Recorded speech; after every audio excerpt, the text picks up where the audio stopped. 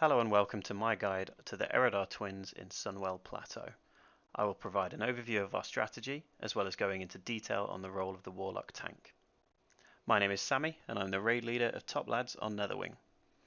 I wanted to put this video together to explain some of the nuances of the Warlock tank role, which will hopefully help prevent a few otherwise inevitable mistakes. As we were approaching this fight, I struggled to find much information on the challenges that the Warlock tank faces, so I figured I'd now take this opportunity to share what I've learnt. This is the setup that we achieved our first kill with. It's 8 healers, a prot warrior, a feral tank, and the demonology warlock tank. We found hunters to be really strong DPS on this, as phase 1 had a number of threat problems, so the feign death was huge. For that same reason we found warlocks to be quite weak.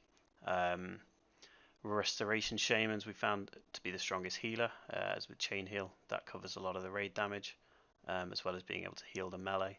The resto druid is absolutely essential to keep life blooms rolling on the tanks, as well as basically solo healing the warlock tank, and the 2 circle of healing priests again helping on raid. For the fight itself, we position the healers and the ranged up the top of the stairs, all stacked together. This helps us deal with both the conflagrate and the shadow adds. Showing you the conflagrate first, it's going to go on a healer, and you see the skull mark on his head. He runs out of the raid quickly, instantly, to avoid wiping the raid. You also see the shadow adds coming from the left hand side and then despawning just before they reach anybody, causing any damage or stuns. This is very important. You make sure that this happens by tanking the boss in this sweet spot where the healers still have line of sight for the tanks, but the boss is far enough away to create a long enough path, so you see they have to run all the way, this long way around, and despawn before they reach the raid. Now if a melee gets conflagrate, they run off to that side. You see that skull mark move through, that's our rep paladin. Again, important to react instantly to prevent wiping the raid. Moving on to all things Warlock, we look at the talent tree. Really simple. Soul Link and the stamina and spell damage talents in demonology, and in the Destro tree we're avoiding destructive reach as it reduces threat, but getting intensity and improved searing pain. From a gearing point of view, fire resistance doesn't help you, it's not resistible, so just HP, hit and haste. HP 15.5, 16k is enough. Hit rating you want to get close to cap of 203.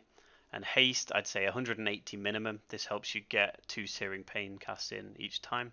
And then you put your pet off to the side away from conflags, soul link on.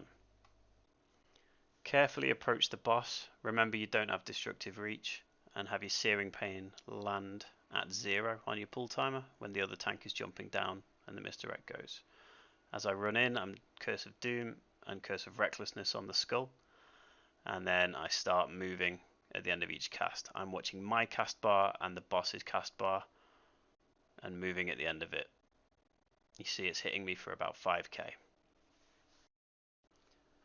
This next clip is to show what can happen if you get bad RNG with the shadow adds. You see my debuff there, it's at 3 shadow. Each one is 11% healing reduction. Now it's up to 4. Some of the shadow adds will be trying to run upstairs to get to healers or range DPS, but they randomly target, so if you get unlucky and you get quite a few in quick succession, whilst you're also successfully dodging the fire, your shadow buff will stack up and you'll get harder and harder to heal. It's important to keep an eye on this and reset it when you can. The best time to reset it is during a conflagrate. So at this point at 4 I'm starting to think about that, and now especially at 5 I'm definitely needing to reset. I actually go up to 6 here. Really unlucky, so 6, you see I'm almost dying, but then there's a conflagrate, so that means I'm not getting fireballed. I'll quickly step into the fire, take 1 tick, and it clears my debuff, so I'm now fully healable again. Actually, whilst doing this I go a bit too far away, and you see Baconia has to jump down to keep me alive. Sorry Baconia.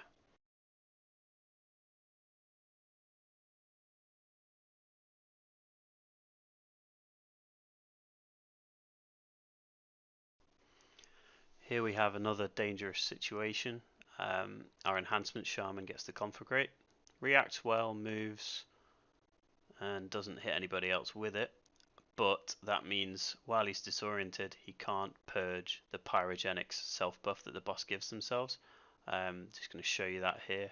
So without pyrogenics, the fireballs hit me for just over 5k. Pyrogenics has just been applied now. Normally he would purge it straight away, but he's disoriented. He can't. So it now hits me for, I think, just under 8k, 7.9k there. So I nearly die just by one purge being late because of the disorient. Phase 2, the fight is a lot easier, so I've sped it up. The only one remaining thing to do is to bring your pet down so that the healers still have line of sight to keep it alive, because without Soul Link I suppose there is still a chance that you could die. The other thing you see is I swapped to Shadow Bolts as much as I can here for more DPS. You see my huge threat lead on Omen is unlikely to be a problem. If people are catching up, switch back to Searing Pain, but this phase you're trying to do as much damage as possible. If your fire debuff is stacking too high, you can go and step near the raid to take a Shadow Nova. I've only had to do that a couple times. You see the fire dots only ticking for 900 with 3 stacks. It's very healable unless you're getting up to like 8, 9, 10 stacks really. Just keep hopping out the fires, moving at the end of that cast bar, doing as much damage and as much threat as you can to the boss, and hope that your raid is able to kill it before the enrage timer. This server is a custom enrage, so it's shorter, which is why my deadly boss mods is wrong.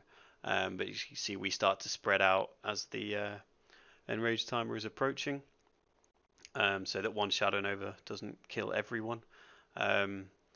Unfortunately on this kill, like many of them, we kill it like right there or thereabouts on the enrage timer, which means I have to die. Thanks guys.